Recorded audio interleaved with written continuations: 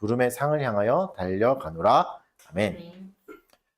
오늘은 실패의 이야기, 은혜의 발견. 이게 원래 제목이었죠. 14번째 시간입니다. 출발선이 아닌 표대를 향하여라는 제목 가지고 말씀 전하도록 하겠습니다. 우리가 사는 세상을 이제 좀 생각해 보면 일단 불평등하죠. 세상은 좀 불평등하지 않습니까? 누구는 호화로운 저택에서 태어나기도 하지만 또 누구는 아주 험한 동네에 판잣집 이런 데서 태어나잖아요. 그러니까 출발을 선택할 수 없습니다. 누구도 출발을 선택할 수 없죠. 세상 모든 사람의 출발점은 그래서 다릅니다. 상황에 따라서는 이런 차이들, 시작할 때 생겨나는 차이를 죽을 때까지 극복하지 못할 때도 너무 많잖아요. 그래서 우리는 이런 상황에 대한 근원적인 불만이 있고 근원적인 분노가 누구에게나 다 있습니다. 내재해 있는 거죠. 그래서 어떤 상황만 되면 이런 분노가 터져 나옵니다. 요즘은 더 그렇죠. 요즘은 서로의 삶을 훨씬 더 가까이서 보면서 비교하기가 더 쉬워졌다 보니까 이런 분노와 절망이 더 짙어질 때가 더 많고, 그리고 조금 더 내가 낫다는 생각에 교만에 빠질 때도 훨씬 더 많아졌습니다. 이런 불만 속에서 우리가 살아가면서 복음을 만나잖아요. 복음을 만날 때 한 가지 기대감을 가지게 됩니다. 이런 기대감이죠. 예수님이 이런 불평등한 출발선을 평등하게 만들어 줄 거다. 이런 생각을 이제 하잖아요. 그래서 막연한 기대감을 가집니다. 아니면 또 이 출발선이 역전되기를 또 은근히 바랍니다. 뭐 언제 된다, 나중 된다 이런 말씀 때문에 그럴 수도 있는데, 그런데 이제 결론부터 말씀드리면 복음은 그런 방식으로 작동하는 게 아닙니다. 누군가의 위치를 바꿔주는, 역전시켜주는 그런 기능을 하지 않는 거죠. 뭐 복음을 주신 이유가 우리의 출발선을 다시 리셋해 주시기 위해서 다시 출발해라 이렇게 하기 위해서 주신 게 아니잖아요. 복음의 목적은 뭐죠? 오히려 모두의 출발선을 오히려 무의미하게 만들어줍니다. 무의미하게 만들어서 세상의 가치들, 우리가 가치 있다고 생각하고 귀하다고 하는 것을 오히려 전복시켜주는 거죠. 바꿔주는 거죠. 뒤집는다는 게 아니라 아예 새로운 가치 체계를 주시는 거죠. 그래서 바울의 고백을 통해서 오늘은 하나님이 불평등에 대해서 어떻게 평가하고 계신가? 세상에서 생겨나는 불평등. 결국은 하나님이 만들어 주시는 거니까 그것을 좀 볼 거고, 또 복음이 진짜 바꾸고 싶어하는 영역은 무엇인가? 본문을 통해서 한번 찾아보도록 하겠습니다. 이 점을 확인하기 위해서 먼저 바울의 배경과 또 당대의 평가 기준, 바울이 어떤 사람이었는가 자기소개서를 보면서 살펴보도록 하겠습니다. 오늘 본문을 보면 이제 금수저 출신의 바울의 삶을 소개하고 있습니다. 당시로 보면 굉장히 부러워할 만한 삶을 살았던 사람입니다. 성공한 삶을 살았던 거죠. 태어나면서부터 받았던 게 꽤 많은 사람입니다. 우리가 이제 실패 시리즈를 다루고 있잖아요. 실패의 이야기 속에 하나님의 은혜를 발견하자 취지로 이제 그렇게 보고 있는데, 오늘은 성공 이야기를 보는 거죠. 그럼 왜 이 실패 시리즈 마지막에 왜 갑자기 성공을 또 살피려고 하는가? 그것은 실패를 우리가 진짜 제대로 이해하고 제대로 보려면 그 반대편에 있는 개념, 우리가 생각하는 성공이란 개념도 제대로 알아야 되기 때문입니다. 실패만 보면 오히려 잘못된 방향으로 갈 수 있습니다. 실패를 계속 묵상하면서 뭐 그래도 성공해야지, 성공이 더 좋은 거 아닌가 이렇게 갈 수도 있거든요. 그래서 우리 안에 있는 또 성공의 개념, 무엇이 성공인가 이것도 잘 한번 점검해 봐야 됩니다. 왜냐하면 잘못된 성공을 생각하고 있고 그것을 추구하면 잘못된 우상이 될 수 있고, 또 끝없는 욕망이 생겨서 스스로를 계속해서 채찍질하는 삶을 살 수가 있거든요. 그런 위험에 대해서 대비하기 위해서, 또 바르게 가기 위해서 성공을 바로 이해해야지만 이제 실패도 제대로 이해할 수 있는 거죠. 그리고 성경을 우리가 지금까지 살펴본 바로 의하면 영적인 실패는 우리가 생각하는 화려한 성공 속에서 발견될 때가 더 많잖아요. 성공했다고 생각할 때, 이쯤이면 괜찮다 생각할 때 영적으로는 비참해지고 또 처참해지는 실패의 시간이 되는 경우가 많기 때문에 그렇죠. 이제 다시 본문으로 돌아와서 보면 이제 바울은 당시 기준으로 보면 누구나 부러워할 만한 삶을 살아가고 있습니다. 그의 이력을 쭉 말하고 있는데 굉장히 화려합니다. 혈통으로는 정통 이스라엘 사람이에요. 이때는 이제 중간에 유대인으로 편입된 사람도 좀 있을 시기잖아요. 근데 다른 사람처럼 중간에 내가 유대인으로 편입된 게 아니라 뭐라고 그러죠? 나 날 때부터 8일 만에 할례를 받았다는 거는 태어나면서부터 정통 유대인이다. 그리고 나는 베냐민 지파다. 사울 왕을 배출해낸 이스라엘 최초의 왕을 배출해낸 베냐민 지파야. 이렇게 말하고 있죠. 그리고 바울은 언어와 문화의 엘리트였습니다. 당시에 이제 대세는 헬라 문화잖아요. 그리스 문화가 이제 가장 강력한 문화였는데 이 문화에 마냥 휩쓸리지 않으면서도 히브리인으로서의 전통과 사상을 순수하게 지켜온 문화적 순혈주의자였습니다. 이 문화를 정통한 거죠. 타협하지 않는 신앙이 있었던 거고 또 민족적 자부심도 있었던 겁니다. 그러면서 가장 존경받는 그룹에 속해 있던 사람 중에 한 명이었습니다. 유대인들은 여러 종파가 있죠. 뭐 에세네계파도 있고 뭐 바리새인파도 있는데 그 중에 가장 엄격한 게 바리새파잖아요. 바리새인들. 율법을 가장 엄격하게 해석하고 목숨처럼 지키던 그룹이 바리새파입니다. 그러니까 이제 바리새파가 됐다, 바리새파다 하는 사람을 보면 일단은 존경과 선망의 대상은 있죠. 와, 저 사람들은 진짜 율법을 저렇게까지 지키는구나. 이런 대상이었던 거죠. 오늘날로 치면 하버드 로스쿨을 이제 수석으로 졸업한 수준 정도의 대접을 받을 수 있는 상황입니다. 그런 정도의 사회적 위치를 가지고 있는 사람이 바울이었던 거죠. 뭐 이쯤 되면 이제 그냥 잘났구나, 잘 태어났구나, 부모 잘 만났구나 이렇게 생각할 수 있는데 거기서 끝나지도 않아요. 바울은 물론 잘 태어났지만 차가운 지성인이기만 한 것도 아닙니다. 대단한 지식만 갖고 있었던 게 아니라 행동하는 지성인이었어요. 당시에 이제 신생 종교였던 기독교, 예수를 따르는 종교가 기독교잖아요. 그 기독교가 신생이잖아요. 이 당시는. 이 신생, 어떻게 보면 이단이라고 할 수 있는 이 종교를 가만히 놔두지 않았습니다. 열정적으로 찾아다니면서 대적하고 공격했습니다. 지금으로 다시 우리 입장에서 보면 큰 오점이지만, 바울의 인생의 오점이지만 그 당시 바울에게는 자신의 열정과 충성을 보여주는 거죠. 내가 그냥 율법만 아는 그냥 꼰대처럼 문자만 아는 자가 아니라 실제로 난 행동한다. 이렇게 박해하는 자들을 찾아가서 박해하고 또 잘못된 신앙을 가지고 있는 사람을 계도하고 돌이키려고 한다. 이런 사람인 거죠. 그러니까 그 당시로 보면 대단한 사람입니다. 그리고 오늘 본문의 활용점정은 이렇게 말해요. 율법의 의로는 흠이 없다. 이렇게 자기를 평가합니다. 내가 율법에 있는 모든 것을 다 지킨다 이 말이죠. 율법이 규정한 모든 조항과 의식면에서 누구도 나를 비난할 사람은 없어. 누구도 나를 흠잡을 순 없어. 이런 거죠. 그러니까 어떤 거죠? 그러니까 그가 인간이 도달할 수 있는 어쩌면 최고 정점에 도달해 있는 사람인 겁니다. 배경도 잘 태어났죠. 거기다가 열심도 있죠. 개인적인 열심도 노력도 있는 거죠. 그러니까 누구나 가질 수 없는 환경에서 태어났지만 열심도 있는, 우리로 치면은 게임 캐릭터로 치면 육각형. 모든 스탯이 이제 최고로 찍은 그런 개념 있잖아요. 육각형 엘리트였습니다. 누구나 부러워할 만한 스펙이 있고 최고의 자산이 있는 사람이 바울이었죠. 이게 바울의 자기소개서입니다. 이력서입니다. 자기를 쭉 소개하고 있는 거죠. 근데 왜 이렇게 갑자기 자기소개를 할까? 사실 지난주 고린도후서 본문도 자기소개였거든요. 그때는 이제 자기를 방어하기 위해서 이렇게 설명했는데 오늘은 훨씬 더 자세하면서 훨씬 더 대단한 자기를 뽐내고 있는데 목적이 달라요. 왜 이렇게 말씀하실까요? 성경은 이렇게 말씀하십니다. 본문을 같이 읽어봅시다. 빌립보서 3장 8절. 왜 이렇게 화려한 이력을 자랑할까? 3장 8절을 읽어보겠습니다. 시작. 또한 모든 것을 새로 여기면 예수 그리스도의 뜻을 아는 지식이 가장 부족하기 때문이다. 내가 그를 위하여 모든 것을 잃어버리고 배설물로 여김은 그리스도를 얻고. 뭐라 말하죠? 내가 이렇게 대단한 스펙이고 화려한 출신이고 다양한 걸 다 갖고 있지만 해다 이렇게 말해요. 아무 쓸모없다. 쓸모없는 정도가 아니라 해롭다. 그리고 뭐라 말하죠? 배설물이다. 이렇게 말합니다. 배설물이라는 단어 굉장히 독특한 단어예요. 뭐 전문용어로 똥이라고 할 수 있는 거잖아요. 그러니까 성경을 통틀어서 딱 한 번 나오는 단어입니다. 이게 무슨 말이죠? 잘 안 쓰는 말이에요. 일상적으로 쓰는 말이 아니라는 거죠. 우발적으로 나온 것도 아니고 딱 한 번 쓰였다는 것은 굉장히 잘 안 쓰이는 단어이기 때문에 고르고 골라서 신경을 써서 표현했다는 뜻이잖아요. 이 단어를. 스키발라라는 뜻입니다. 내일 학교 가서 한번 써먹으십시오. 이 스키발라 같은 놈아. 좋아할 수도 있습니다, 친구들.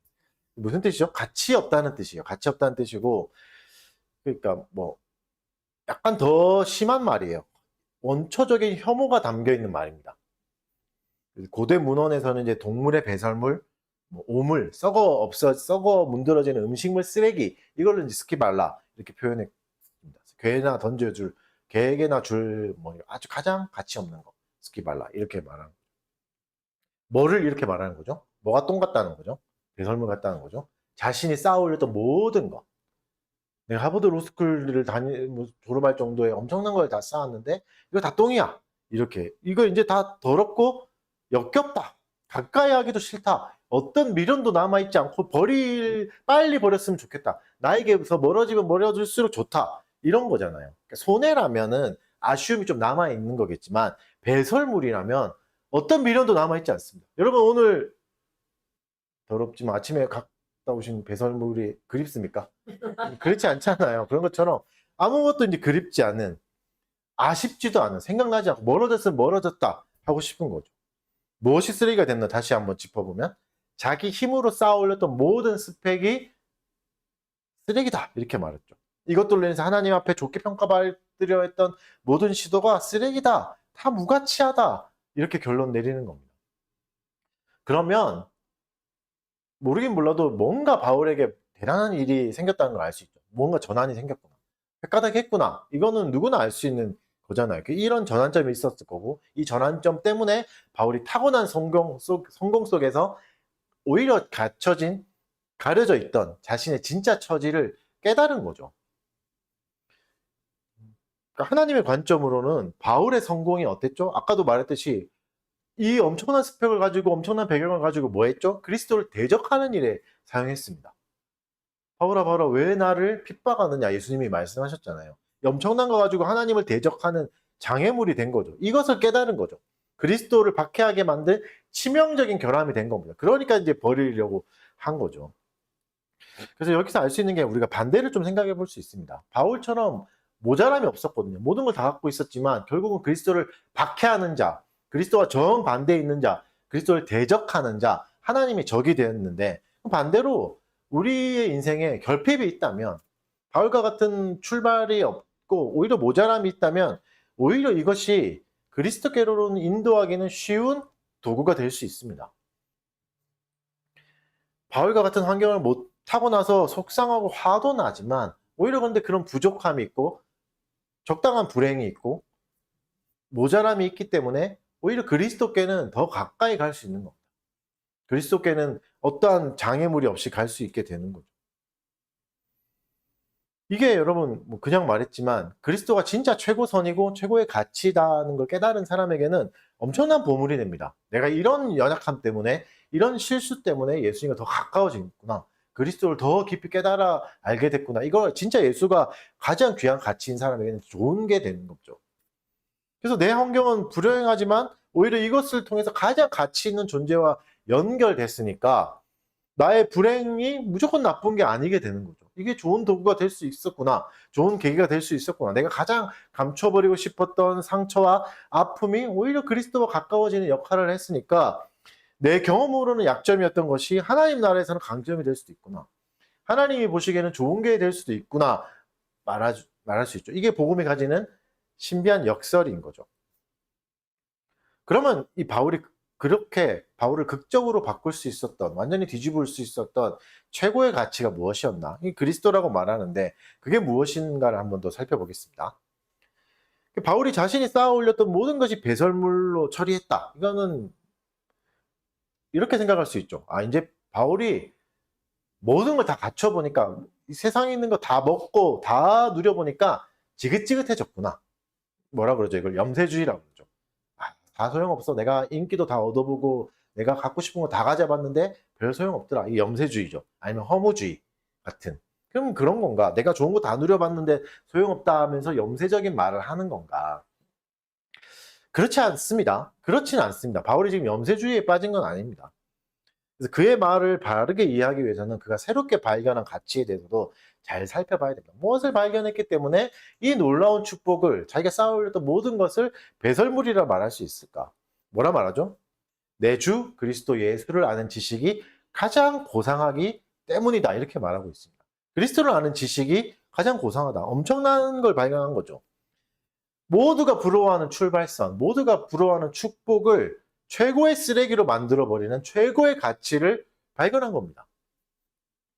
그게 뭐라고요? 그리스도를 아는 지식. 여기서 이제 사용하는 지식이라는 단어, 기노스코라는 단어는 머리로 아는 정보만 말하는 게 아닙니다. 예수님이 언제 태어났고 뭐 언제 산다 이런 정도의 지식을 말하는 게 아닙니다. 훨씬 더 큰 지식을 말하는 거예요. 경험이 더 들어간 인격적이고 경험적이고 삶으로 살아내는 그런 지식을 말하는 겁니다. 그리스도라는 무한한 가치라는 보물을 발견했기 때문에 그토록 소중했던, 그토록 귀하게 여겼던 모든 것들이 다 빛을 잃고 무가치한 게 된 겁니다. 바울이 부족한 인생을 살았던 사람이 아니잖아요. 모두가 부러워할 만한 성공을 가진 사람이 그 앞에 더 큰 게 나타나니까 이때까지 것은 배설물이 돼 버리는 개념이죠. 모든 것을 쓰레기로 만들어 버릴 만큼 압도적인 가치를 발견한 겁니다. 그게 그리스도를 아는 지식입니다. 여기서 이제 조심해야 될 게 있죠. 모든 배경, 바울이 누렸던 게 다 배설물이다. 그러면 이제 우리가 쉽게 생각하면 어떻게 생각하죠? 굉장히 이원론적으로, 이분법적으로 생각하기 쉽습니다. 지금까지 쌓아왔던 노력과 스펙, 다 필요 없다. 여러분 지금 직장 다녀서 지금 월급 받는 게 중요합니까? 그리스도를 아는 지식이 더 중요합니다. 여기 물티슈가 있으니 다 들고 나가서 이것부터 물티슈 1000개 나눠주고 오십시오. 전도하고 오십시오. 이렇게 해석하기 쉽잖아요. 내가 노력하는 가치가 다 필요 없다. 근데 그런 말인가? 만약 그렇게 생각했다면 우리가 진짜 싸워야 될 장소를 혼동하는 겁니다. 지금 바울은 뭘 말하는 거죠? 지금 세상에 있을 거냐 교회에 있을 거냐 그걸 말하는 게 아닙니다. 내가 세상에서 누려봤는데 교회에 있으니까 이게 제일 좋더라 이런 말하는 게 아니에요. 훨씬 더 넓은 영역을 말하는 겁니다. 그 전까지는 나는 내 영광을 위해서 살았으나 이제 하나님의 영광을 위해서 산다. 이것이 훨씬 더 가치 있다. 이 싸움을 하는 겁니다. 장소의 싸움이 아니에요. 세상에 있을까 교회에 있을까의 싸움이 아니라 누구의 영광인가 이 싸움인 겁니다. 그래서 빌립보서 3장 13절에서 이렇게 말씀하십니다.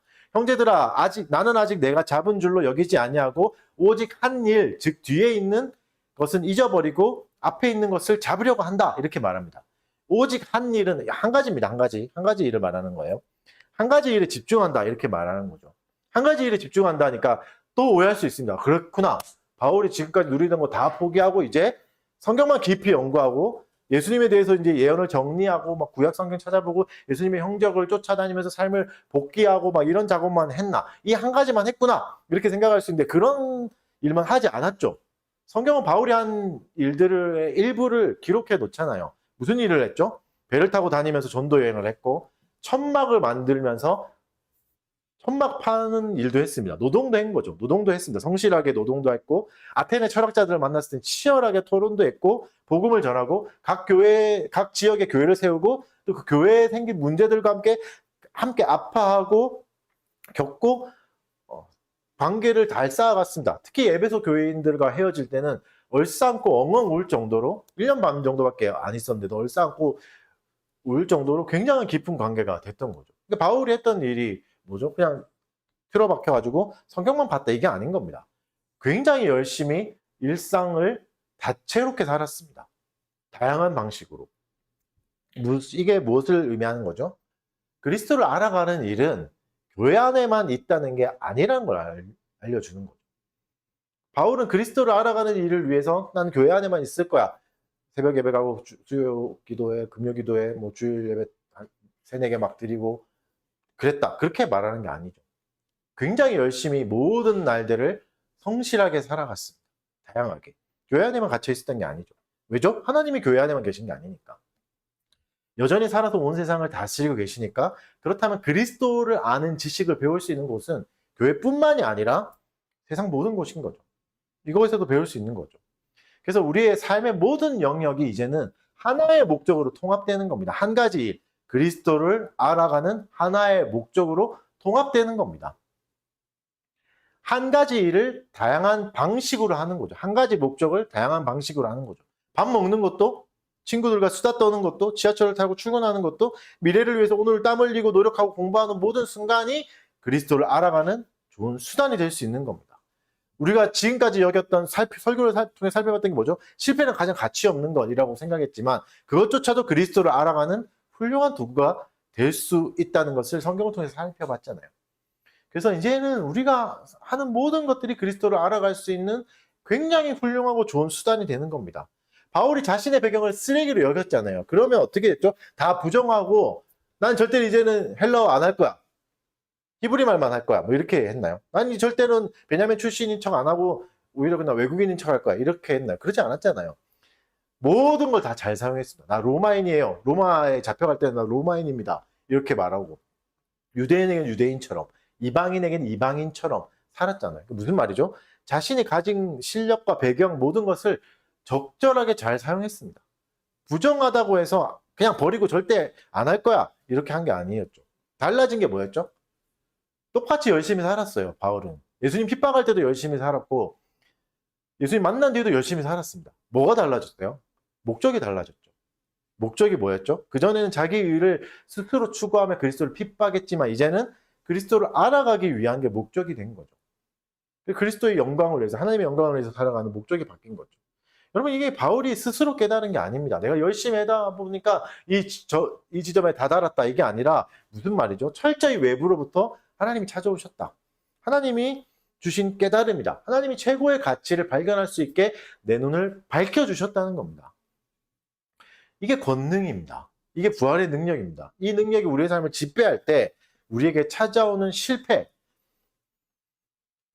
이게 실패가 어떠한 가치도 파괴하지 못하게 되는 겁니다. 진짜 그리스도를 아는 게 유일한 목적이고 목표라면 우리 안에 찾아오는 모든 것들은 바르게 잘 사용할 수 있게 되는 겁니다. 어떠한 가치도 필요 없는 건 없어지는 거죠. 무의미한 건 없어지고 해로워지는 건 없어지는 겁니다. 이게 뭐죠? 진짜 회복 탄력성이 생기는 겁니다. 억울한 일을 당할 수도 있고 분노에 차일 수 있지만 그 안에서 그리스도를 배워갈 수 있는 거죠. 예수님이 직접 당하셨던 고난에도 참여하면서. 직장 생활을 한번 예로 들어볼까요? 그 전까지는 직장 생활이 단순히 생계 유지 수단, 좀 더 좋으면 자아 실현의 현장이었죠. 물론 이게 나쁘다는 건 아닙니다. 이것도 정말 좋은, 하나님이 베풀어 주신 좋은 거잖아요. 근데 하나님이 이제는 뭘 주신다는 거죠? 더 좋은 목적을 주시는 겁니다. 여기에 뭘 붙여주시는 거죠? 네가 직장 생활하는 것은 그리스도를 알아가기 위함이다. 그리스도를 아는 지식을 누리기 위함이다. 이 목적이 분명해지면 직장 생활은 이제 달라집니다. 나를 증명하고 나의 존재를 뽐내는 것에서 벗어나서 그곳에서 그리스도의 고난을, 그리스도의 사랑을, 그리스도의 헌신을 경험해보고 또 참여해볼 수 있는, 또 실천해볼 수 있는 현장이 되는 거죠. 그럼 직장은 더 이상 나의 생계를 위해서 억지로 가야 되는 곳이 아니라 바울에게 고린도가 그랬던 것처럼, 바울에게 에베소가 그랬던 것처럼 하나님이 보내신 소명의 현장이 되는 겁니다. 짧은 기간 있었지만 바울은 그 사람들과 깊은 사랑을 나누잖아요. 그냥 억지로 내가 와야 되는, 강제로 끌려와야 되는 곳이 아니라 깊은 사랑을 나눠서 헤어질 때 너무나 괴로울 정도의 깊은 사랑을 나누는 곳이 됩니다. 그곳에서 그리스도의 고난에 참여하고 그곳에서 그리스도의 사랑에 참여하고 그리스도의 사랑을 나누고 그리스도의 모든 헌신들을 다 실행해 볼 때 우리의 인생은 이전과 비교할 수 없이 가치가 생기니까요. 존재가 증명할 필요가 없어지니까요. 그래서 여러분 이제는 우리가 인생을 평가하는 기준이 바뀌어야 됩니다. 세상의 기준은 하나밖에 없습니다. 네가 성공했냐 이겁니다. 아니면 실패했냐 이걸로 보잖아요. 우리는 이 기준이 바뀌어야 되죠. 그리스도를 아는 지식이 최고의 가치가 된 거죠. 이것을 통해서 네가 그리스도를 얼마나 더 알아갔냐, 그리스도의 위로를 좀 더 누렸니, 그리스도의 성실하심을 네가 좀 더 알게 되었니, 이렇게 내 인생을 평가해야 됩니다. 이렇게 평가의 기준이 바뀔 때 우리가 타고난 환경과 배경은 걸림돌이 아니에요. 재수없게 그냥 받은 게 아닙니다. 좋은 도구가 될 수 있습니다. 왜냐하면 분명한 목적지가 생기니까. 하나님이 분명히 말씀하십니다. 우리 같이 한번 본문을 읽어봅시다. 빌립보서 3장 12절 읽겠습니다. 시작.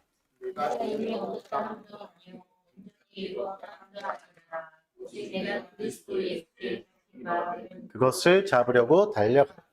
바울은 이렇게 말한 겁니다. 나는 아직 목표에 도달하지 못했다. 완성되지도 않았어. 하지만 다만 나를 붙잡으신 예수 그리스도, 그분을 다시 붙잡기 위해서 난 달려갈 뿐이다.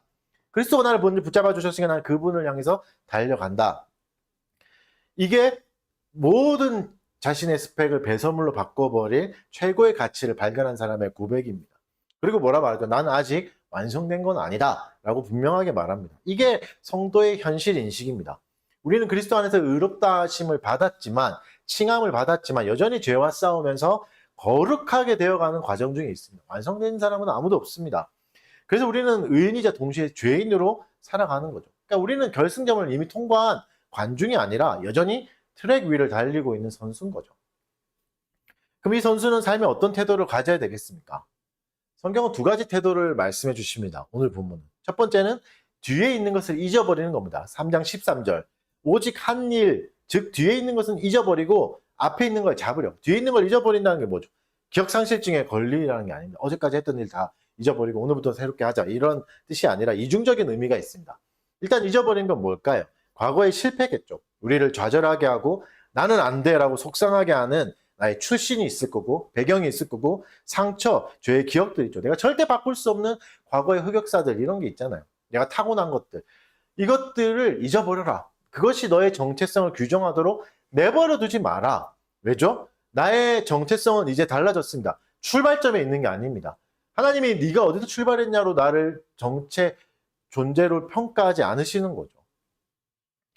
그래서 내가 했던 성공, 내가 이루었던 것이 나를 규정할 수 없는 것처럼 실패 또한 나를 규정할 수 없게 되는 겁니다. 나는 이제 오직 그리스도에 의해서만 평가되는 겁니다. 주님에 의해서만. 그리고 성공도 잊어버려야 됩니다. 우리가 지금까지 14번의 설교 시리즈를 통해서 배운 게 이겁니다. 바울이 무엇을 배설물로 여겼습니까? 실패가 아니라 화려한 성공 목록이었습니다. 대단한 스펙들, 과거의 성공, 헌신, 영광, 자기의 영광에 안주하는 것들, 그만해 질 수 있게 하는 거나 아니면 나태해지게 하는 것들을 경계하라는 겁니다. 그래서 여러분, 진짜 올바른 경주를 하는 사람, 그리스도를 아는 지식을 향해서 달려가는 사람은 이런 말을 하면 안 됩니다. 내가 이래봬도 왕년에 이런 출신이야. 이렇게 말하는 순간 우리의 경주는 오히려 멈추는 겁니다. 잘못된 배설물을 자랑하고 내가 이래봬도 오늘 똥을 한 보지게 쌌어. 막 이런 거 자랑이 안 되잖아요. 그걸 뭐 한두 살 때 엄마가 좋아할 일이지. 똥 많이 싸는 거. 그 이상 지나서는 아무 자랑이 아니죠. 내가 이래봬도 막년에 이거는 아무 의미가 없는 일이 되는 거죠. 결국 뒤에 있는 것을 잃어버린다는 것은 뭐죠? 우리를 낙심하게 만드는 실패의 족쇄, 우리를 교만하게 만드는 성공 모두로부터 자유로워지는 겁니다. 어떠한 것도 나를 붙잡을 수는 없다. 내가 출발이 무엇이든 과거가 어땠든 그 어떤 것도 나를 붙잡을 수는 없다. 두 번째 태도는 표대를 향해 달려가는 겁니다. 달리기 선수는 앞만 바라봅니다. 결승선만 보고 달려가야 됩니다. 그래야 불필요한 행동을 줄이고 온전히 모든 힘을 쏟을 수 있죠. 달려가면서 옆 사람 물어보고 너는 그 운동화 어디서 샀니? 이러고 물어보고 달려갈 수는 없잖아요. 일단은 달려가야 되잖아요. 3장 14절 우리 같이 읽어보자. 빌립보서 3장 14절에서 말씀하시는 걸 봅시다. 시작. 그리스도 예수 안에서 하나님이 위에서 부르신 부름의 상을 위하여 달라. 명확하죠. 표대를 향하여 달려간다. 표대는 뭔가? 표대가 뭐죠? 여러분 목표가 뭡니까? 더 많은 스펙을 쌓아서 사람들에게 인정받고 자랑하는 겁니까? SNS에서 올릴 수 있는 그런 곳을 한 번 더 방문하는 겁니까? 많은 성공을 해서 인정하는 사람들의 인정을 받는 안정적인 삶을 쌓아 올리는 겁니까? 그런 게 아닙니다. 표대는 하나입니다. 그리스도 예수. 예수 그리스도를 알아가는 것. 그분을 향해 달려가는 경주. 이 자체가 사실 이미 상인 겁니다. 이 경주를 참여할 수 있다는 것 자체가 영광이죠. 그리스도를 향해서 달려갈 수 있던 자체가 내 스스로는 절대 얻을 수 없는 축복입니다. 그래서 여러분 이 경주를 하는 사람은 삶의 목적이 달라지는 겁니다. 사랑하는 성도 여러분, 더 이상 나를 증명하는 삶을 살아가지 마십시오. 그거 해봤자 아무 소용없습니다. 그리스도를 닮아가는 삶을 살아가십시오. 내가 공부하고 일하고 관계 맺는 모든 순간이 실적을 더 채우기 위한 행위가 아니라 그리스도를 더 알아가고 그분을 더 닮아가기 위한 경주의 과정이 돼야 됩니다. 고된 아르바이트의 현장은 뭐죠? 그리스도의 성실하심을 배우는 훈련장으로 변하게 되고 깨어진 관계 속에서 우리가 뭘 배워도 용서하시는 그리스도의 마음을 배우는 교실이 되는 거죠. 성공의 순간에는 모든 영광을 받으실 하나님을 예배하는 장소가 되는 거고 실패의 순간에는 나의 연약함을 깨닫고 부활의 권능과 능력을 의지하는 기도의 골방이 되는 겁니다.